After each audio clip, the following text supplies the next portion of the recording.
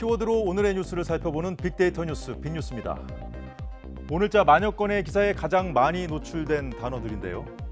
미국 연관 뉴스 중에 타이완의 국회인 입법원이 미국과 국교를 회복하자는 결의안을 만장일치로 통과시켰다는 소식이 언론의 관심을 끌었습니다. 결의안은 중국에 분명한 위협이 있을 경우 미국의 지원을 적극 요청해야 한다는 내용인데요. 중국 정부는 타이완은 중국의 뗄래야 뗄 수 없는 일부분이라고 거듭 강조하면서 분열 행위에 결단코 반대한다는 입장을 냈습니다.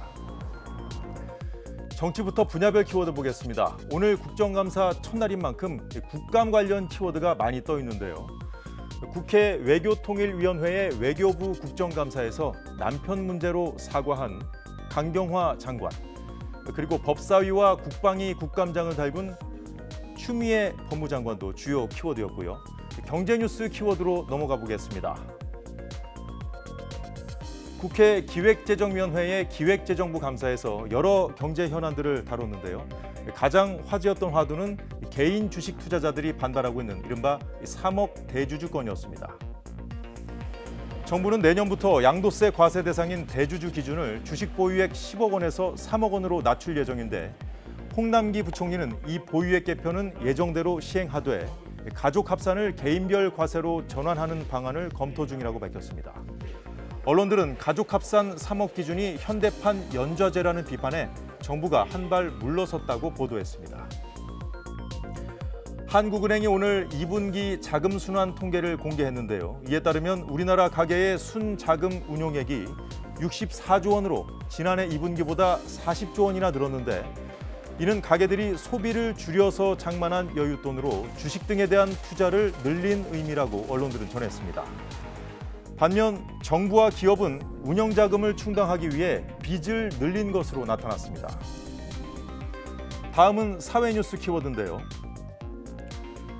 검찰이 21대 총선에서 선거법 위반 혐의를 받는 고민정 더불어민주당 의원과 오세훈 전 서울시장을 모두 불기소 처분했습니다. 고 의원은 법상 선거운동을 할 수 없는 주민자치위원들의 사진과 지지 문구를 담은 공보물을 유권자 8만여 가구에 배포한 혐의인데 무혐의 처분됐고요.